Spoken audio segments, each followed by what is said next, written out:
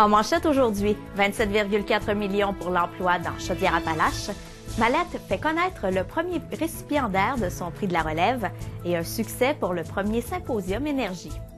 Mesdames et messieurs, bonjour. Voici vos actualités Informe Affaires de ce lundi 4 mai 2009.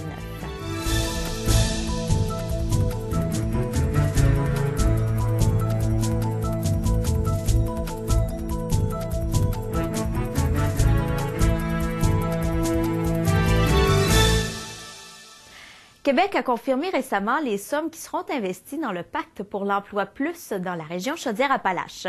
Au cours des 2 prochaines années, la région recevra 27,4 millions, dont près de 24 millions proviendront du secteur public. Le reste des montants accordés viendra du secteur privé. Au total, d'ici 3 ans, ce seront 200 millions qui seront investis dans la région par les secteurs publics et privés pour aider environ 37 000 chercheurs d'emploi, 61 000 travailleurs en formation et 1 700 entreprises. Mallette de Montmagny-Lillet a remis récemment son premier prix de la relève. Dave et Tommy Clavet de l'entreprise Alphonse Lamonde Inc. ont reçu une bourse de 5 000 $. Ils pourront utiliser l'argent pour faire de la publicité, du développement de marché ou entreprendre un virage informatique. Lors de la cérémonie, le jury a aussi remis 3 mentions à des entreprises qui ont retenu leur attention. Il s'agit de Jocelyn Lavoie de DLP Technologies, Isabelle et Jean-François Caron des serres Caron et d'Isabelle et Gaétan Bélanger de Transport agricole Gibélic. La firme comptable souhaite ainsi récompenser l'initiative de jeunes entrepreneurs qui viennent de se lancer en affaires. Remis 2 fois par année, le prix de la relève Mallette s'adresse aux entreprises des MRC de Montmagny et Lillet qui existent depuis au moins 2 ans et de moins de 5 ans. Elles doivent avoir 3 employés à temps plein et être en bonne situation financière.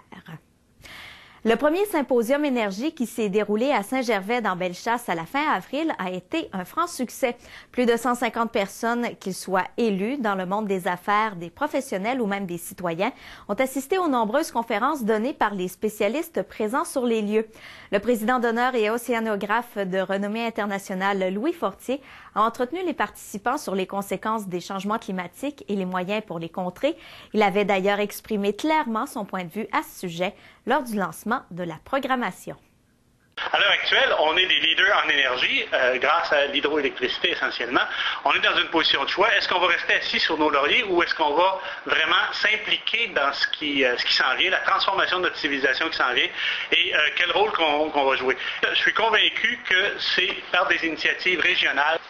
C'est par ces initiatives-là où les gens vont s'organiser, les gens vont comprendre la valeur économique, non seulement écologique, mais économique, de changer notre façon d'utiliser l'énergie. Voilà, c'est ce qui complète vos actualités de ce 4 mai. Bonne journée et à demain.